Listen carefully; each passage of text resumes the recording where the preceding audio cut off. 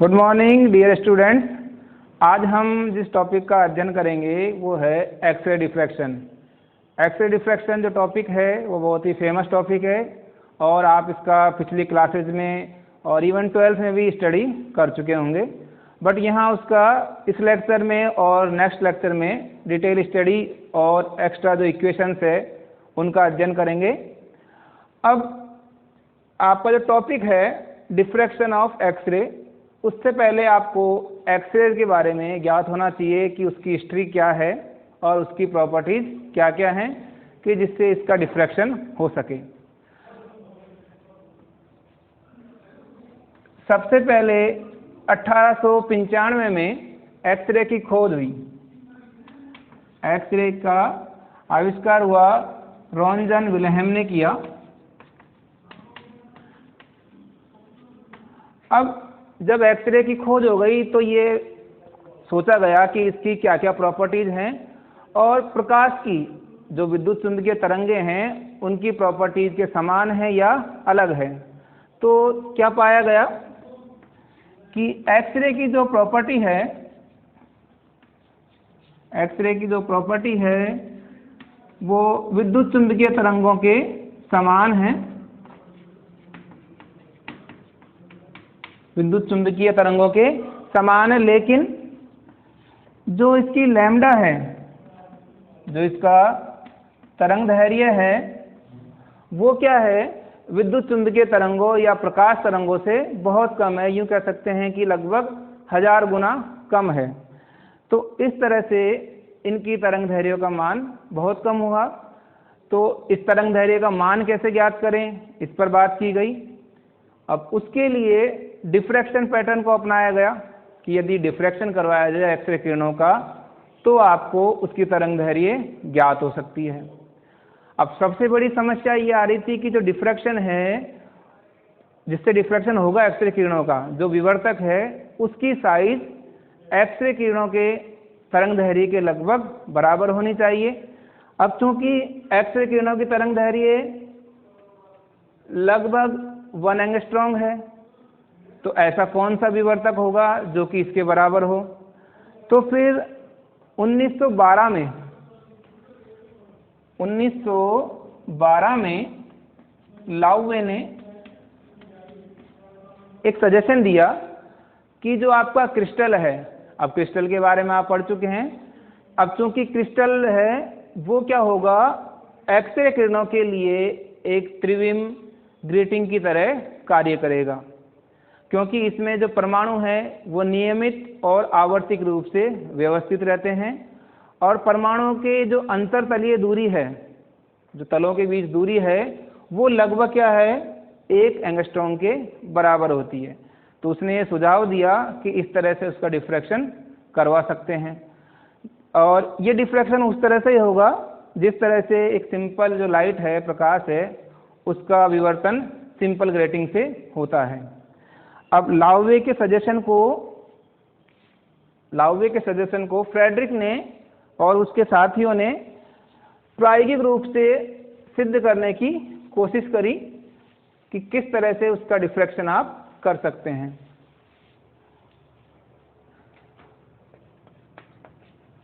X ray diffraction, इन्होंने क्या किया,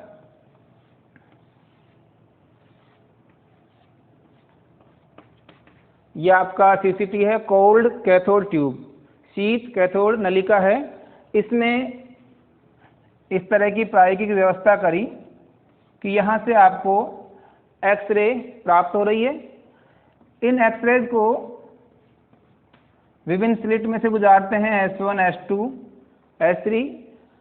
इन स्लिट में से गुजारने के पश्चात एक सिंगल बीम आप कह सकते हैं कि एक्सरे की आपको प्राप्त हो रही है और इस बीम को या इस प्रकाश पुंज को जिंक ब्लेंड ZNS पर आपतित किया, ZNS पर आपतित किया और उसका आपतित होने के बाद जो पैटर्न है उसको एक फोटोग्राफी प्लेट पर प्राप्त किया। अब इस पैटर्न में उनको स्पॉट प्राप्त हुए। अब ये स्पॉट जो प्राप्त हुए हैं इनका एनालिसिस करना था कि इसमें क्या थ्योरी है। तो थ्योरी ये दी गई कि जो आपके क्रिस्टल हैं और उसके जो परमाणु हैं उससे एक्सरेज का डिफ्रैक्शन होगा और इट विल बी कंस्ट्रक्टिव और डिस्ट्रक्टिव, संपोषी भी हो सकता है और विनाशी भी हो सकता है।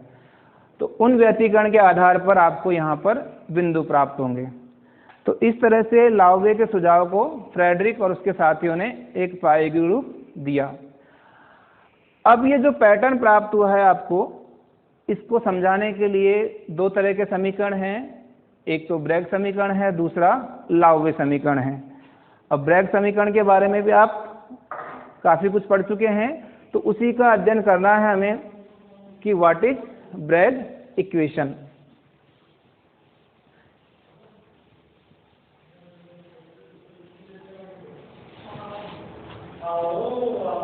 ब्रैग इक्वेशन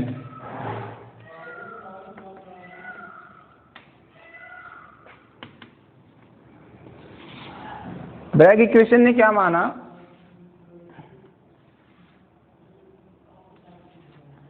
मान लीजिए ये किसी क्रिस्टल के तल हैं और इसमें परमाणु एक नियमित संरचना में व्यवस्थित हैं। इस तरह से आप ये पैटर्न बना सकते हैं। कोई एक्सरे आ रही है और वो इस परमाणु से डिफ्रैक्ट होके जा रही है इस प्लेन से। ये प्लेन 1 है, ये 2, ये 3 और इनके बीच जो डिस्टेंस है वो स्मॉल d है। दूसरी रे है वो इस प्लेन से टकराकर और इस डायरेक्शन में जा रही है। तो इन दोनों प्लेनों का क्रिस्टल के तलों से क्या होगा, डिफ्रैक्शन होगा।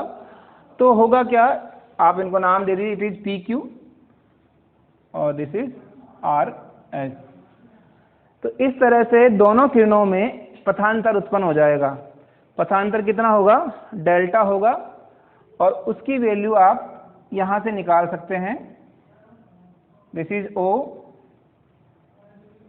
A, B और C। तो PQ और RS किरण, इसमें पथांतर कितना होगा, AB और BC। और we can say AC equal to AB plus BC। अब जब ये पथांतर, जिसको आप डिनोट कर रहे हैं डेल्टा से, यदि यह तरंग दैर्ध्य का पूर्ण गुणांक है, तरंग दैर्ध्य का पूर्ण गुणांक है, तो क्या होगा, आपका संपोषी व्यतिकरण मिलेगा। तो सबसे पहले हम डेल्टा का मान ज्ञात करते हैं। माना ये कोण थीटा है जिस कोण पर तरंग आपतित हो रही है और दिस इज आल्सो थीटा। तो इस त्रिभुज से और इस त्रिभुज से आपको AB और BC के मान प्राप्त हो जाएंगे। AB इक्वल टू होगा OB साइन थीटा और सिमिलरली BC इक्वल टू होगा OB साइन थीटा और we can say D sine theta और D साइन थीटा। यहाँ से आप देख सकते हैं AB का मान और BC का मान। तो जो टोटल मान होगा AC क्या है, आपका पथांतर, और it will be equal to D sine theta plus D sine theta equal to 2D sine theta. और संपोषी व्यतिकरण के लिए इसका मान लैम्डा का पूर्ण गुणज होना चाहिए। तो लास्ट इक्वेशन आपके पास क्या प्राप्त हो गई है, 2D sine theta equal to n lambda. अब साइन थीटा का मान या तो 1 के बराबर होगा या 1 से कम होगा। समीकरण नंबर 2 में देखिए, तो यहाँ से साइन थीटा इक्वल टू क्या होगा, sine theta equal to n lambda upon 2D और it should be less than 1 और equal to 1। So n lambda less than or equal to 2D। For n equal to 1, lambda का मान आपको 2D के बराबर या उससे कम प्राप्त होगा। अब D क्या है, इंटरप्लेनर डिस्टेंस है और ये लगभग 3 एंगस्ट्रॉम के बराबर होगी। इसलिए लैम्डा का मान 6 एंगस्ट्रॉम के बराबर या उससे कम प्राप्त होगा। अर्थात एक्स किरणों का जो तरंग दैर्घ्य है वो 6 एंगस्ट्रॉम के बराबर है, जबकि जो प्रकाश तरंगे हैं या विद्युत चुंबकीय तरंगे हैं उनकी जो वेवलेंथ है वो 4000 एंगस्ट्रॉम से लेकर 7000 एंगस्ट्रॉम से होती है। अतः हम कह सकते हैं कि उन तरंगों का या विद्युत चुंबकीय प्रकाश का क्रिस्टल के द्वारा विवर्तन नहीं होगा। अब यदि लैम्डा का मान 0.1 एंगस्ट्रॉम से कम है तो उस स्थिति में भी एक्स किरणों का विवर्तन नहीं होगा, वो क्रिस्टल द्वारा एब्जॉर्ब कर ली जाएंगी। तो इस तरह से ब्रैग ने एक प्रयास किया कि आप जो एक्सरे किरणें हैं उनका तरंग दैर्घ्य कैसे प्राप्त कर सकते हो और क्या कंडीशन प्राप्त होगी। तो इस लेक्चर में आपने ब्रैग समीकरण, एक्सरे प्रॉपर्टी के बारे में अध्ययन किया। नेक्स्ट जो वीडियो है उसमें आप लाउवे समीकरण के बारे में स्टडी करेंगे। धन्यवाद।